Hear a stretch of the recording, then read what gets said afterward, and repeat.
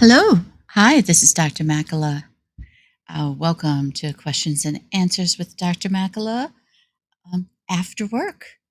This is a stream that I do because a lot of times people can't talk about things like cannabis when they are in work. And so it's, and sometimes people can, but they don't have enough time to talk about it. So I am here to answer your questions and to touch, you know, to see what people are saying. So, I tonight I wanted to talk a little bit about cannabis and specifically the rescheduling. What does that mean?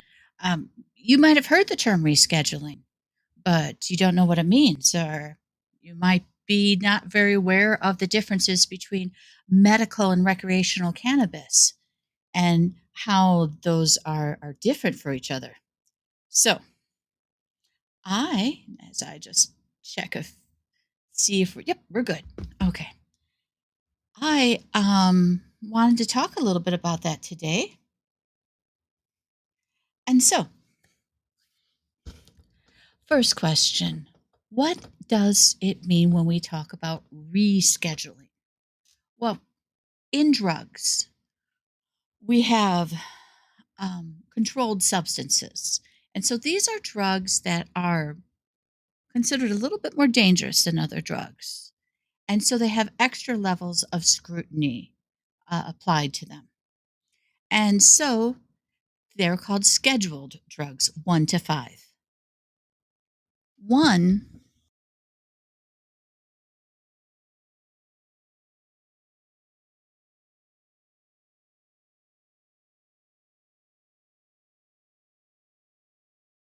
unmute. There we go. Hello, can you hear me now?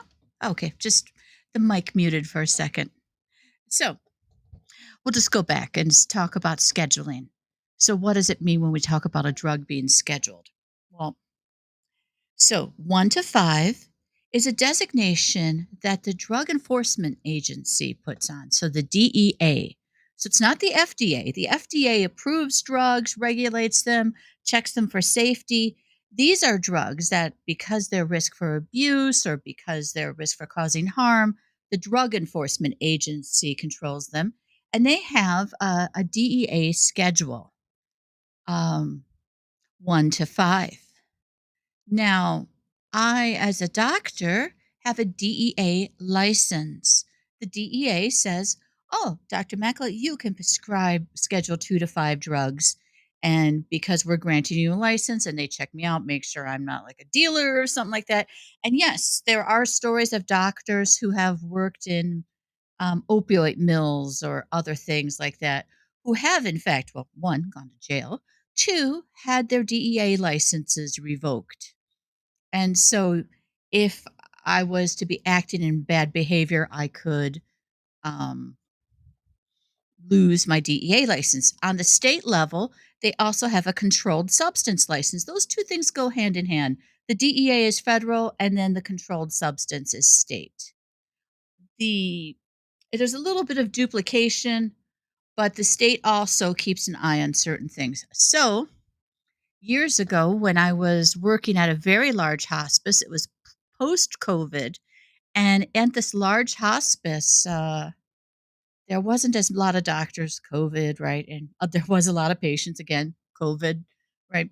And in hospice, we routinely give people what's called a comfort medicine, a little pack of meds that you have at emergencies. Like, so if at 2 in the morning you suddenly have a pain crisis, you don't have to find a pharmacy. You already have it sitting in your fridge. So you can call the nurse and they can say, okay, go to your fridge, get this medicine, and that will keep the person comfortable. That's a comfort pack, small doses of a few of certain meds that we know are needed in end of life care, the comfort pack. And I know in the past I've talked about how I personally think morphine is definitely one thing, but cannabis should be one of the comfort pack meds. Of course, it's not because cannabis is federally illegal, and because of that, and because of the fact that hospice takes Medicare money, it can't be. But the state monitors these prescriptions. And so, especially things like opioids, where there's been so much pressure because of the opioid crisis. A few years ago, when I was at this very big hospice, and I'm giving everyone morphine because it's hospice, right? And I'm like, we're understaffed and have a lot of patients. And so, and I'm in Chicago, so we have a lot of patients. I got a letter from the state of Illinois saying, Dr. Makela, we'd like you to know that you are one of the top prescribers of opioids in the state, top 5%. And I thought to myself, I better be, right? I better be. I'm the doctor that you want to be in the top 5%. Me and maybe some anesthesiologist somewhere, right? Outside of that, you really shouldn't be having a lot of other doctors besides me be in that top 5% because I'm giving it to people who are dying from, diseases and stuff, end of life. I'm the reason my patients need it. So, and they said, you don't have to do anything. Just know that we know. And I'm like, "Well, hey, I'm a hospice doctor. I'm not worried about it. And nothing ever happened. And that was fine. But that's the state license, the state controlled substance, looking at that to say on a state level, is this doctor pushing out more opioids than needed? Right. And so they look at that, and that is kind of these licenses that we have. Now, schedule is specifically drugs that you need a DEA and a controlled substance license to work at. So, a schedule one, two, three, four. Schedule one, we probably famously, most people know. Heck, there's a video game named after it, right? There are schedule one are drugs that are deemed to have no medical purpose. They have no redeeming qualities. They are not approved by the FDA for anything. They are deemed harmful and illegal and have no purpose. Marijuana is Schedule 1. Heroin is Schedule 1. LSD, I believe, is Schedule 1. Mhm. Schedule 2, some of the Schedule 2 drugs might surprise you. The Obviously opioids are Schedule 2. They're under very high scrutiny. God knows we've seen people die of opioid overdoses. We've seen people get addicted. We've had the whole opioid crisis where the opioid companies came in and told docs, "Oh, OxyContin, perfectly fine. Oxy is much less addictive, and you can take it for back pain, and it works great." Of course, one, it really wasn't that great for back pain. Two, you got people addicted to it, and a lot of people died from that addiction, and that's sad. That's tragic. And so, conversely, in the years before, right when I was starting hospice, people taking opioids, I had to write a triplicate. Like there was actually a carbon paper. If you're old enough to remember carbon paper, you're older, right? You know, it's literally three pieces of paper on the handwritten script because computer scripts didn't exist back then. I'm dating myself. All right. And you had to actually write it in triplicate. And then the pharmacy took it and then they sent another copy to someone else. And that's how they kept track of it before they had computerized ways of doing it. But the trouble was, it was a lot more, it was a pain in the butt. It was a lot harder you had to have the triplicate scripts. You had to be able to do it. It was definitely scrutinized more. Doctors were scrutinized more for looking. And there was a lot of stories about people dying without um, pain control. There were people in cancer who couldn't get their opioids. There were people in hospice who couldn't get their opioids. And so the pendulum kind of tilted then back to pain being the fifth vital sign and the oxy people saying, "Oh, it's fine," and then everyone getting it, right? And then now it's starting to hopefully find a middle ground where the hospice patients can get it, and we're not giving it unnecessarily to people who don't need it. We hope, right? Now, cannabis, I think, is completely on the other end of this pendulum, right? We have it illegal. The you know, it's Schedule 1. Opioids are Schedule 2. That perhaps isn't a surprise. That's probably where it belongs. There are a lot of people who do need opioids. You need it in surgery, you need it sometimes for post surgeries. And that's actually Schedule 2 is actually the stronger opioids, your morphine, your dilaudid, your fentanyl. And, fentanyl gets a lot of talk, of course, because street fentanyl kills people. But an anesthesiologist will use fentanyl in a surgery. As a hospice doctor, I've used fentanyl drips on people who have bad kidneys, who need pain control, because fentanyl is actually safer on the kidneys or safer in people who have kidney failure than morphine. And so you can, again, that balance. So opioids, Schedule 2. You know what else is Schedule 2 that will surprise you? Cocaine. Cocaine is Schedule 2 because it's a very tight, the fancy medical term is vasoconstrictor. That means it closes up blood vessels really fast. That's why people with cocaine abuse will often get heart attacks because it will close up the blood vessels to the heart. Not great. It also someone with a lot of cocaine abuse might have nose damage because it closes up the blood vessels to the nose, especially if they've been snorting the cocaine. Um, and so then the cartilage in the nose can break down and die. Now, people who have emergency nosebleeds, though, people with hemophilia can have nosebleeds that can kill them. And if nothing else works, cocaine will. So, and I've heard it being used in eye surgery. I mean, someone take Dr. Glaukenflecken, on social media, perhaps. He might be able to comment as to whether they actually still use it in eye surgery. I think it's still these days mostly used for the nose stuff. And then a lot of people say meth is Schedule 2. It's not really meth.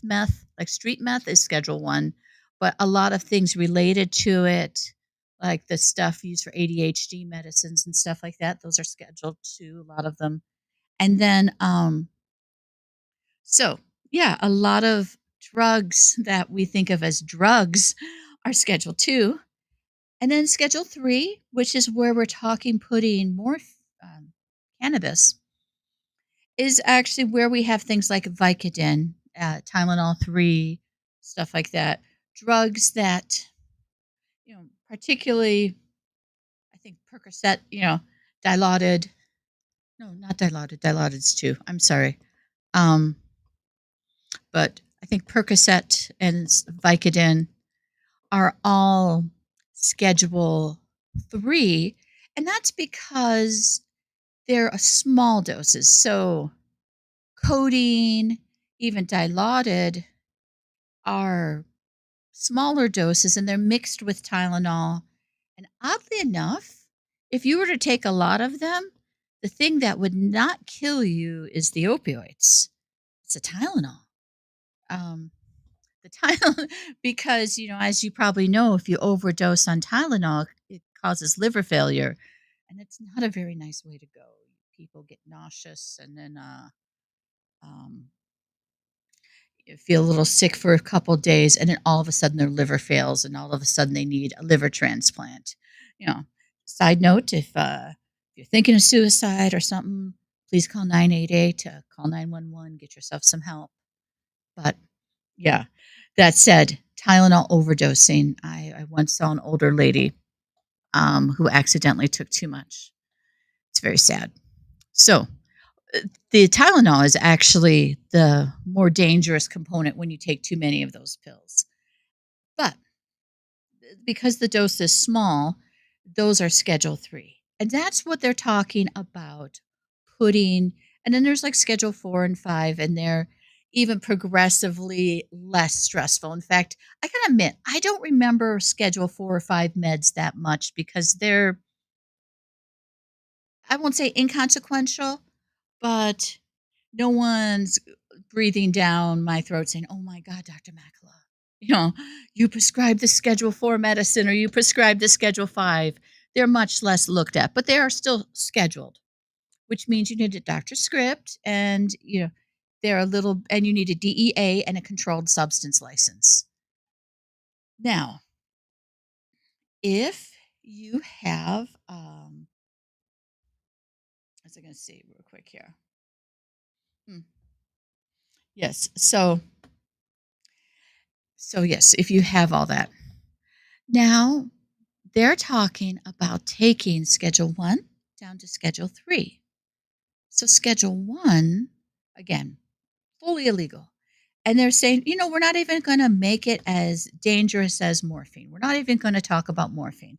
We're going to say Schedule 3, about Tylenol 3 Percocets or something like that. Um, but here's the problem. It's still within the constraints of the DEA. It's still requiring a controlled substance license. It still requires a doctor to prescribe it and a pharmacy to fill it. Because cannabis has been outside the federal law for so long, we have all these programs. We have all these state programs that have built up, and they have medical programs and they have recreational programs. And what's going to happen when now you say it's Schedule 3? Well, everyone's talking about, oh, Schedule 3 means that we can finally get tax deductions for cannabis based businesses. We can finally work with banks. And maybe my understanding there's actually a different law that needs to pass for that. But, if they do the one, hopefully they do the other, and that's fine. But what they're saying is drug companies can make cannabis. Drug companies can make cannabis, get FDA approval, because you still got to be FDA approved to get it be a scheduled drug. To get FDA approval, and then you can get listed as a Schedule 3 drug, and then a prescription can be filled by a doctor, and then that prescription needs to be filled at a pharmacy, and then a person can take it, and you got to go back to the doctor if you want to increase doses, and the doctor's going to be monitoring how much you take, and back and forth. That is what they are talking about when they say Schedule 3. Now, is that what they're going to do? I'm not sure because right now you have all these programs. You have all of these things like you have all these state programs. You have all these MSOs. And my understanding, I was reading some of the news articles that some of the MSOs, some of the very big multi state companies that have cannabis dispensaries and products in multiple states were behind this, that they donated a lot of money to, to Donald Trump's campaign and were recently at a very large donor event. And this is where it came up. So it will be interesting to see what everyone is thinking, involved in this, because I suspect the people donating the money probably had some idea of what they wanted, right? And I don't think they would want a scenario where they are completely cut out and big pharmacy is the only people who are legal. Um, Unless some of them already have a pharmacy that plans to become a pharmacy or something like that. Um, Or they may be like, you know what? We want to divest of everything medical and we'll just do recreational and continue to do recreational in the state in the same way we're doing it. Not sure. You have to delve into the mind of what people are thinking. You got Trump saying about how it can help people medically, but otherwise it's a very bad drug and can hurt people too. It sounds like he's not exactly going to be talking about completely descheduling. So, what are the options of what could happen? Well, like I said, the most commonly spoken thing, because this is what came back when Biden was president and stuff, was the talk about changing to Schedule 3. Now, under Biden, that got held up in the FDA, the DEA, all these guys kind of held it up, and there were all these hearings, and it never got very far. But but that's the Schedule 3, as I was talking. The other possibility, American for Safe Access has been a big lobbying group for medical cannabis. And they've only been talking about medical cannabis in their group. And they want to see medical cannabis changed to Schedule 6. Notice I didn't say Schedule 6 when I was talking about the different schedules. That's because it doesn't exist. They want to create a new schedule just for cannabis. And not 6 that it's necessarily less stress, but 6 that a its own thing. They would have some sort of cannabis czar or someone like that who would run that whole section and oversee the Schedule 6 and what the policies and the rules and the enforcement of that are.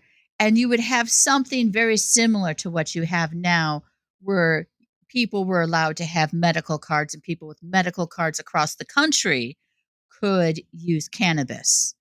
And you could go to different states and get your cannabis. You could go here, there, you could cross state lines into a state that currently is illegal. And then when you go into that state, you could safely use it because you have a federal medical card.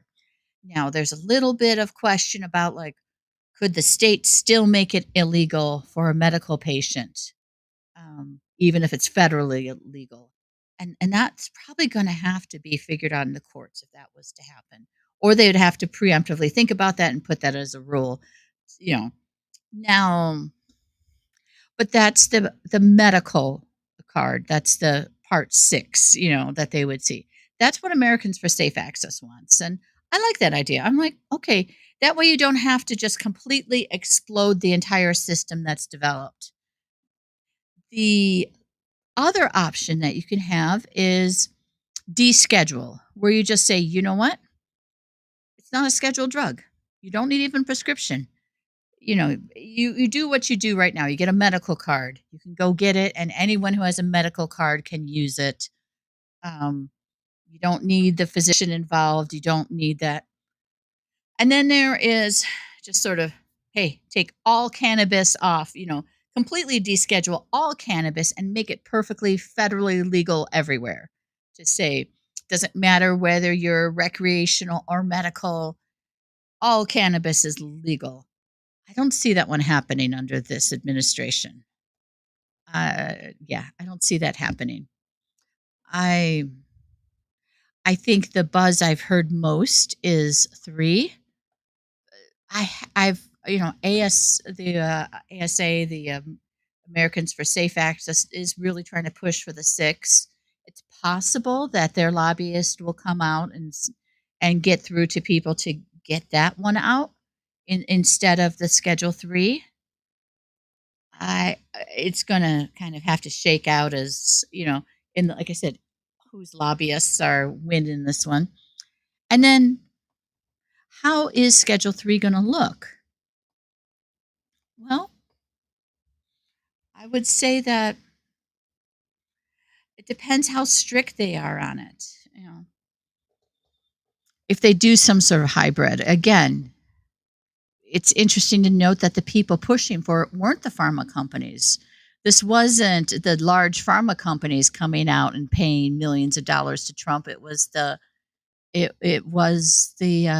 cannabis industry, and so I say that part I think is going to be your guess as good as mine.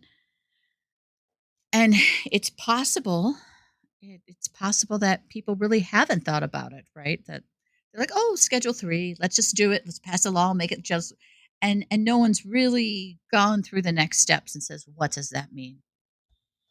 And so, I wish I could say I had more answers, but I'd need a crystal ball to really kind of figure it out. But I hope that kind of explains a little bit of what the different options are. one, two, three, four, five, six, and what else, and kind of what cannabis might look like. Um, Again, we might see a future where medical cannabis pretty much disappears from the market and only exists in pharma. Um, that's one. We might see a future where people can get medical cannabis from any dispensary and cross state lines with it. And then we might see a, yeah, like I said, and I don't see a future where they're going to make it fully recreational. I'd be shocked. I'd absolutely be shocked if this administration did that. Um, it doesn't seem consistent with anything he's saying. Um, there's also a hybrid possibility that they say Schedule 3. All the states say, "Oh, you know what? There's a lot of people, they can't afford it. They can't do this, they can't do that. So we're going to let it ride in, our medical programs are going to continue as they are and our recreational programs, but then sort of the market will bear, right? Sort of like what we see with Epidiolex. Epidiolex is the FDA approved CBD. It is god awful expensive. And when people's insurance companies pay for it, great. And if they don't, you get people showing up at dispensaries paying cash for CBD. So, and it might be a very similar scenario where the prescription THC, and let's be clear, these are going to be elixirs and tablets, and I don't think you're actually going to see gummies. I think it's going to be more like elixirs and tablets, traditional pharmacy stuff, and it's not going to be smoked. I don't think anyone's trying to get smoked. I have seen some people with extracts. In fact, um, some people are taking plants that they have the IP on. They patented the genetics of a certain plant. And that's a model that we've seen in Europe. I think the Netherlands actually has a company that does that, where they have their plants that they own, and then they make their extract, and that's how they copyright it. So people who say, "Oh my gosh, you can't make a plant. You can't patent a plant. How are you going to make a prescription from a plant?" Well, you take the plant, you own the genetics of that specific strain, and then you sell the stuff. I'm trying to remember the name in the Netherlands. Betacam, I think, is the name, and they have like 3 strains of cannabis that then they sell. Um, and they're so, and I think I've heard of other companies in the states, going down that pathway. So it's possible. And it's also possible because there is a FDA approved for herbals. It's hard to get through and a lot of people don't use it, but it is possible. So there is it's possible. So that's personally what I see what might happen. And then but again, anyone's guess. The What else of interest? Well, that of course is probably the biggest news in the cannabis medicine world, right? Is that about Trump's, and I suspect we'll probably be hearing about it more in the next few weeks. Of course, as we learn more about it, we'll I'll keep you posted, and we'll kind of see. Everything, like I said, is a little bit of speculation. So if you have questions or thoughts on all that, feel free to chime in. Obviously, I'm here for your questions. You know, other reflections on medical cannabis. Well, my number one thought is, if you're a doctor, you're going to have to brush up on cannabis. If you're a doctor, you're going to have to brush up on cannabis. It's going to be prescription, or it's going to be legal. And it's going to be no longer a situation where you can just wash your hands of it. You can say, oh, well, here's your medical card. You know, the rubber stamp guys or the docs who just, their patient wants it, they need it, they have MS. You're like, okay, yeah, no, that's an obvious. Here you go. I'll sign your card. And most docs have no idea how much to give. They have no idea what cannabis doses come in. They have no idea what formulations are. They have no idea, you know, they maybe know smoked and gummies. I mean, gosh, I had so many people using cannabis as a palliative doctor, and for the longest time, I thought people smoked the leaf. I mean, come on, they show the leaf, right? Everyone sees the leaf, the little the little on a picture when they talk about cannabis. The that and that was me knowing all about the endocannabinoid system and all about how cannabis can help. And I was calling it loose leaf cannabis whenever I referred to people smoking it. Uh, I'm embarrassed to say, but I also don't think I'm alone in the fact that as a doctor, we're not exposed to dispensaries. We're not taught what dose of cannabis to give. We're not taught about CBD. We're certainly not taught about any of the cannabinoids. Um, and, we're just catching up with that.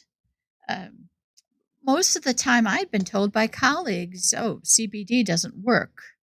Now, early on, there was a lot of fake CBD, which is perhaps why it does. And I still know a lot of colleagues who are like, CBD has no use. Of course, now we have Epidiolex, and now like, okay, well, maybe pediatric seizures, you know, but otherwise, it doesn't work. And I'm like, well, you have CBD receptors on your skin, and well, they're not CBD receptor, but you have it reacts with a lot of the different systems in your body, and it especially affects how THC. And then there's this whole question, does CBD and THC play better, differently? And we know it does.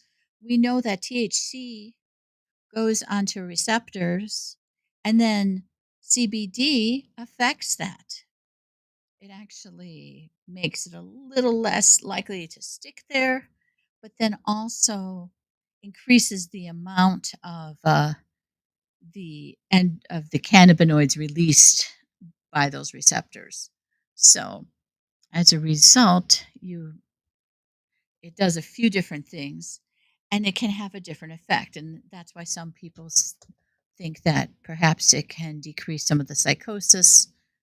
Uh, you know, so yeah, there's real data about CBD being medically active. And again, doctors don't know that. Um, Doctors don't know the endocannabinoid system. They don't know that it even exists half the time, partially because there hasn't been any drugs. A lot of times, the things that are put into medical school syllabuses are based off of drugs that we're going to be using. Why teach me something that I can't fix? And so if I say I'm going to treat people with um, something, right? And it's like, well, you have this condition, but there's nothing I can do. Well, why even learn about it then? Well, because maybe there'll be research down the road. Maybe it will affect things. But the endocannabinoid system. The other reason is that it wasn't really discovered until the 90s, and it wasn't until the early 2000s that it really got learned about. And then you got to add a little time to add into textbooks, and I mean, there's always a little bit of a gap in the curriculum in textbooks. I remember when I was in medical school in the late 90s, um, HIV was rapidly changing in terms of its advances and what people were learning about it. Triple therapy came out, and people almost overnight, it seemed, went from dying after only a few years, well, they had you would be silent for many years, but, dying bad, from immune, you know, deficiency diseases, and two, having triple therapy and living. When Magic Johnson announced he had HIV back in the 90s, it was a death sentence. Everyone said, "Oh my God, he's not going to live past such and such," and he's still alive now, right?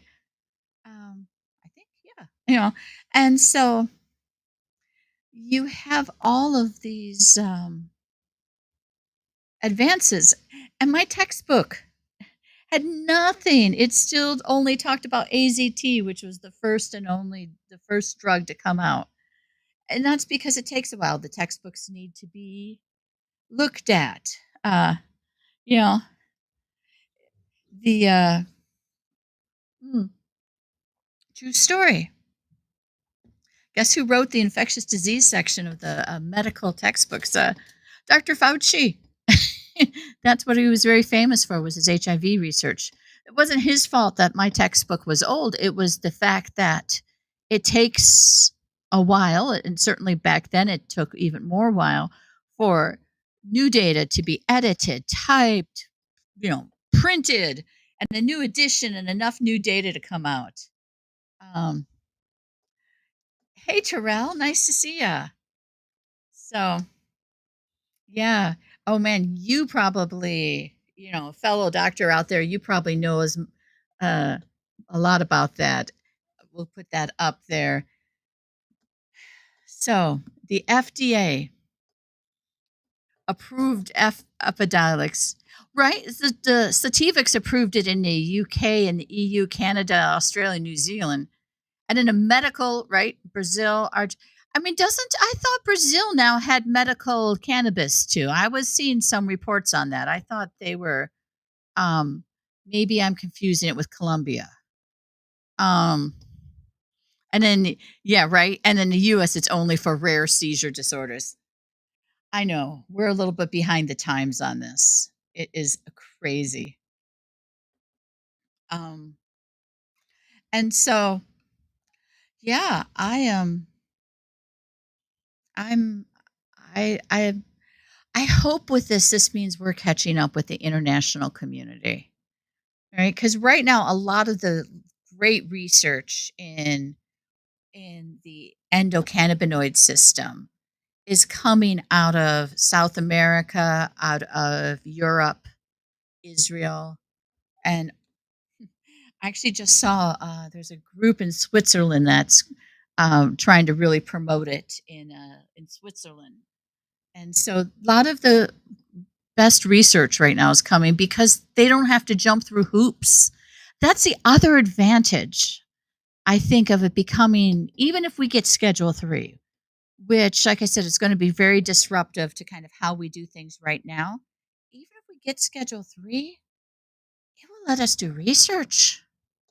That means that we can maybe make advances, you know, right? The European Medical Association, right? They're doing so much more. I mean, Sativix has, and I think I'm saying that right.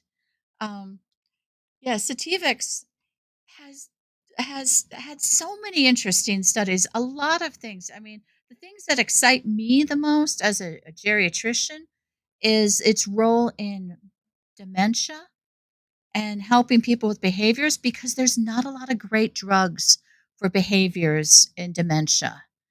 Um, Antipsychotics, and then a lot of them have really bad side effects. If you use the wrong one, I have seen people practically frozen. I once had a lady who was given, the antipsychotics can have a range of side effects. Um, and one of them is particularly things that kind of look like Parkinson's, where people, it's sort of a medication induced Parkinson's. It goes away when you stop the medicine, usually. Um, but the medicine can cause it to look like Parkinson's, but it's the medicine.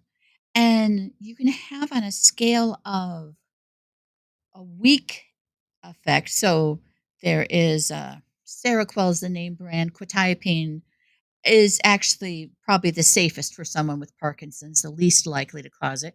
And then Haldol, Risperidone, and oh, I forget the name of the other one. There's another one there's these other ones are really more likely to create these Parkinsonians. So I once got called as a hospice doctor, Dr. Makela. I think this person needs hospice. Can you see them for palliative care? Because they're not eating. They have advanced dementia and they're not talking. Well, I looked and people actually follow dementia in a very predictable way, in a very predictable timeline. Vascular dementia, sometimes you'll get a drop, and then, like, they'll go to the hospital and they'll get sick, and they never quite get better. They get a little better, but they have a new baseline. Vascular dementia can kind of be like steps, but Alzheimer's, it's just a steady slide down. And this lady didn't do this. She went boom.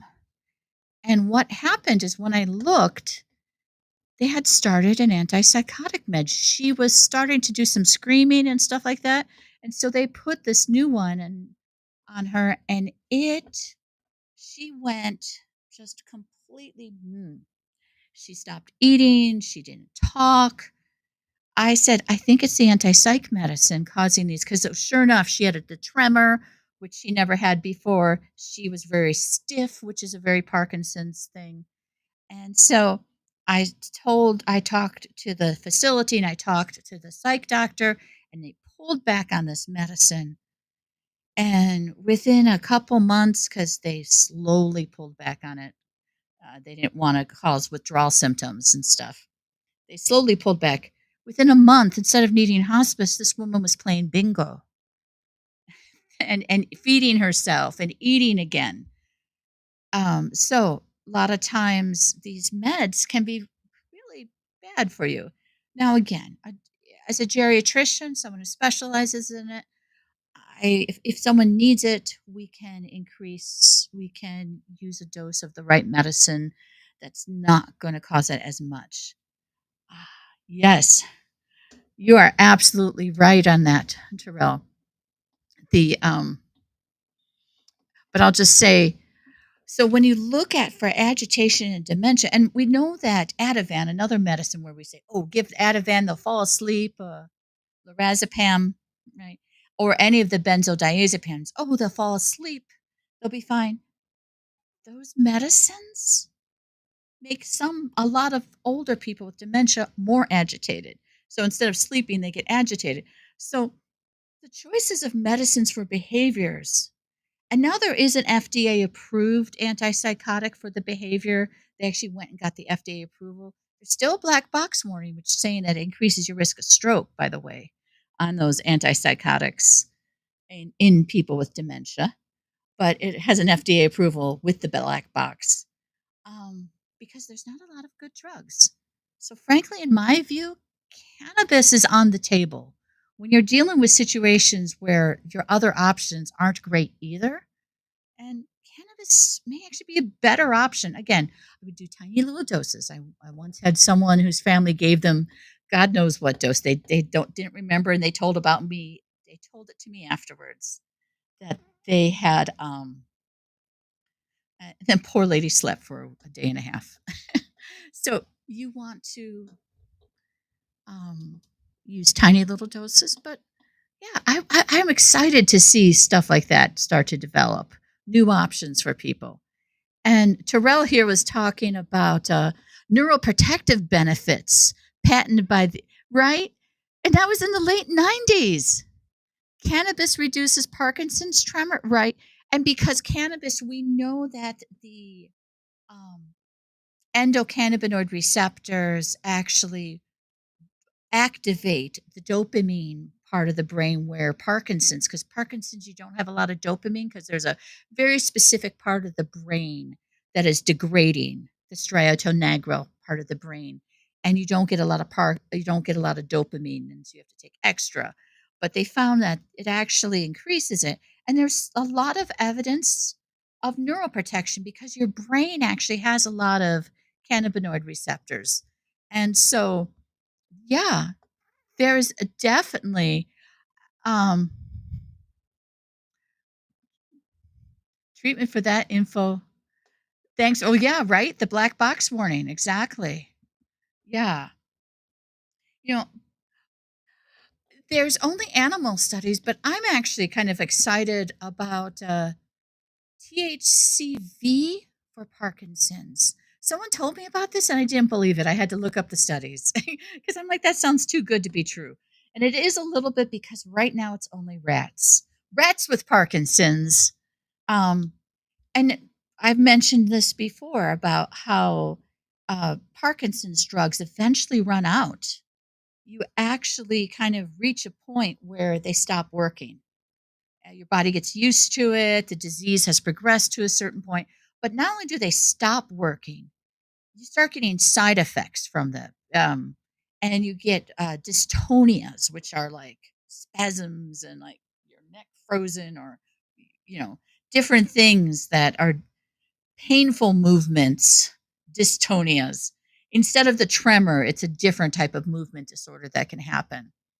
And so with Parkinson's meds, there's a point where the amount of the dystonia outweighs the benefits of preventing the tremors.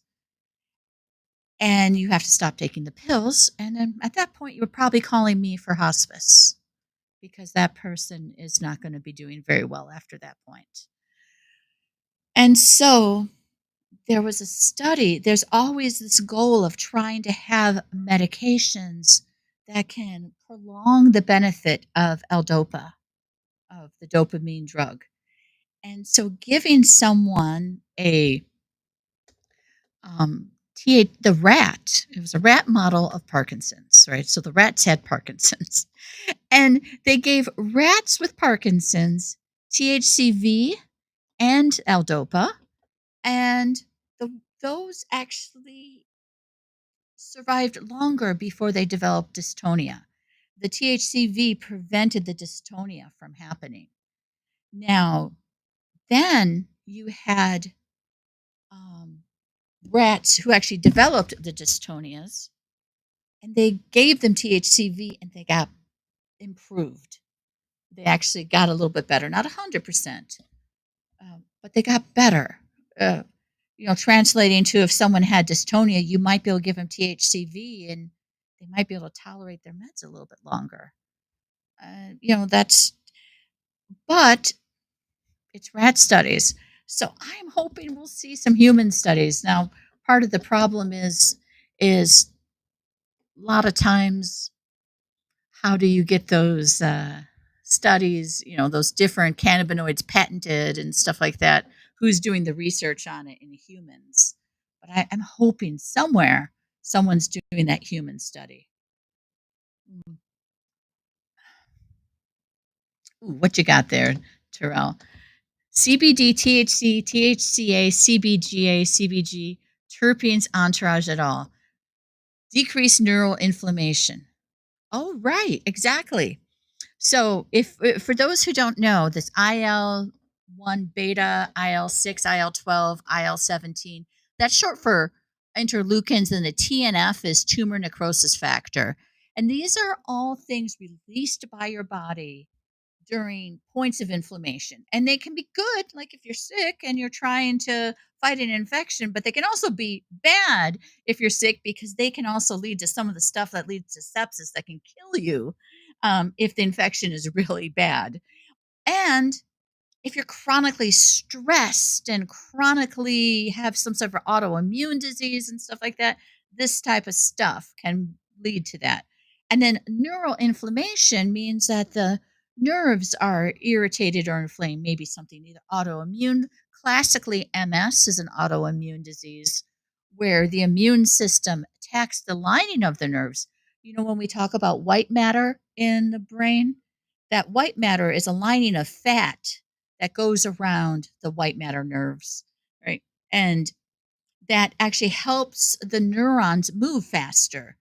If it's lined, it actually increases the conductivity of that fiber, so it goes "Vroom," instead of a little slower. In fact, in, there's a different neuron C fibers that aren't myelinated and they're much slower. And you actually will feel this in real life if you burn your finger, because you'll that sharp pain, that instant ouch, that's your myelinated A delta fibers. It very quickly goes to a reflex that tells you move your hand off the stove before your brain even realizes it. Then it sends stuff up to your brain to say, ow, I burned my finger. And then you think about it and you're like, oh, let's put it under some water. All that processing happens. Meanwhile, while you're walking to the sink, finally the C fibers kick in, and that's when you feel your finger throb. Also, there's a little bit of feedback loop where inflammatory factors, all those little inflammatory factors are released, right? And your cyclooxygenase, some stuff like that, is released to kind of cause that swelling inflammation. And by the time you get to the sink, now you have that throbbing pain. That slight little change right there is sort of a difference between what myelin versus not myelin can do in terms of speed. And so myelinated fibers are very, very important. And so when people have the myelin attacked, that's when you start getting MS. And so things like neural inflammation can play a role. Alzheimer's, again, you have these tangles that are very inflamed and irritated. Um, you have Parkinson's. Again, there's this degeneration, and again, a lot of uh, different things, Lewy bodies, and of course, Lewy body dementia, which again, that neural inflammation. And so there is a lot of thought and proven out of some of the European studies. I won't say quite proven, but it's highly suggested. And, I think it's fair to say that there's some studies to show that it may slow the onset of disease progression in in dementia, Alzheimer's, Parkinson's. There's some data. I think we got to be a little careful with THC and Parkinson's. Aside from the increased risk of falls and with dementia, you just the because people with Parkinson's are that stiffness can make them fall. Though the studies I've read, actually, there's less falls, or not, at least not more falls, probably because the symptoms are better, and so the gait is actually improved. So you're actually less likely to fall because Parkinson's makes people fall because that stiffness. You're walking and you're very stiff. You also are more likely to fall backwards, and so Parkinson's symptoms being controlled means you probably are less likely to fall.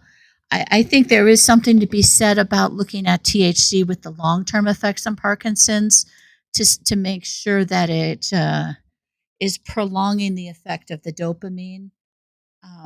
Like I said, THCV certainly does. And I think there's probably some evidence about that with um, THC. Now, if you see what Terrell's talking about with the entourage effect, that is the idea that the CBD, the THC, the plant, the whole plant, has a greater efficacy than the any individual component of it, and that they all play together for a better power, a better effect, at least a different effect, right? That the combination. And so you already heard about CBD, THC, and then there's a whole bunch of other minor chemicals. And Terrell put a few of them on there, the THCA, CBDA, which is actually the first part of the plant, the first thing the plant makes. THC and CBD come from that. And then CBG and all that. And then terpenes. Okay, I said that wrong. But CBG is also very early in that. Anyway, terpenes, terpenes are the thing that makes the plant the smell. My marigolds have strong terpenes. Anything, rosemary has a terpene, right? So a lot of plants that have really strong smells to them, that's a terpene that's creating that smell. In fact, rosemary makes pinene, which is one of the terpenes that's in cannabis. And so there's a lot of these different terpenes. And so all of those can interact to create different effects. And that that is part of the reason you get uh, changes in what people experience from type to type of the plant. If you take a plant, you take this plant, this name, this type, people say, "Oh yeah, I had a completely different experience than if I take this because the terpenes are going to be different, the amount of the different cannabinoids are going to be different." I mentioned THCV before. Someone's actually trying to breed one now that's high in THCV. There's other ones where they already have type 1, type 2, type 3 where it's like this is high in THC, low in CBD, then it's like a balanced one. Then there's high in CBD, so you have your different types of cannabis. So that's what Terrell's talking about with that, and he's right.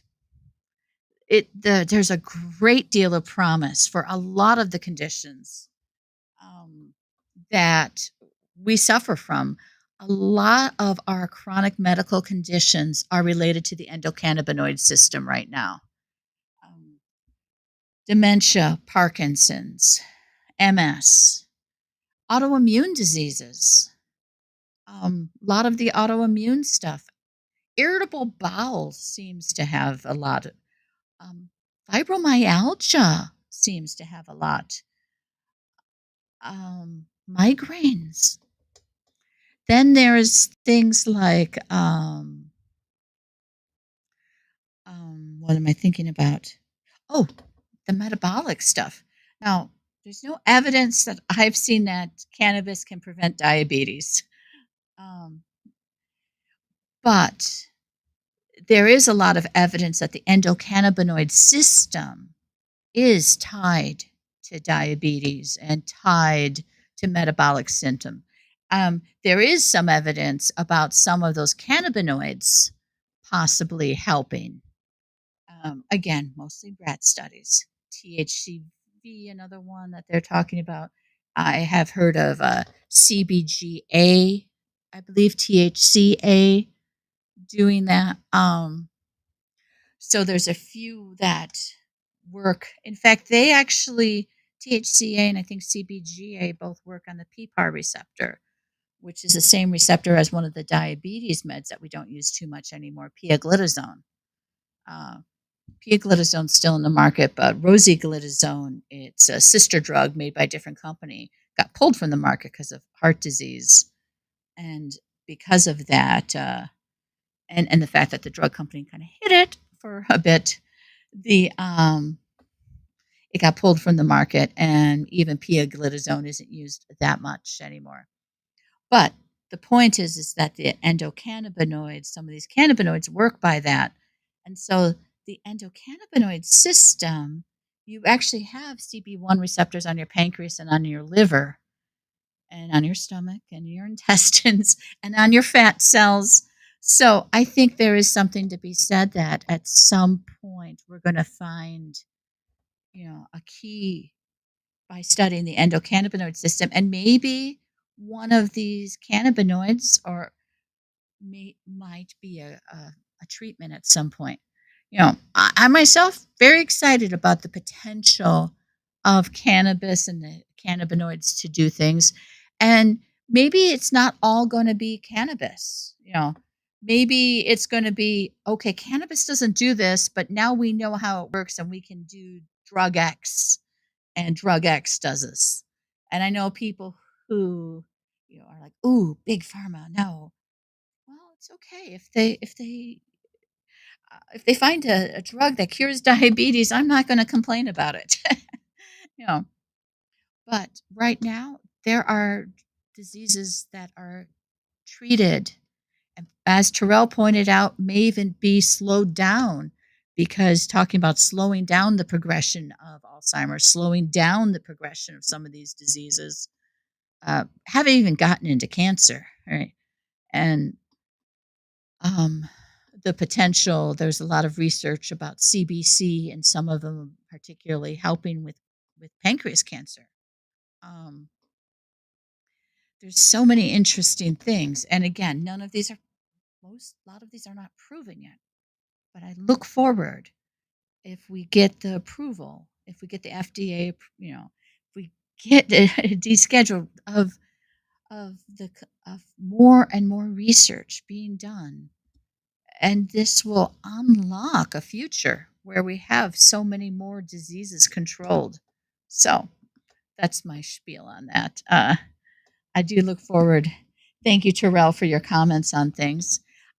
It is 8 o'clock. I am going to head out. Y'all have yourself a great day, a great evening. You take care. Bye now.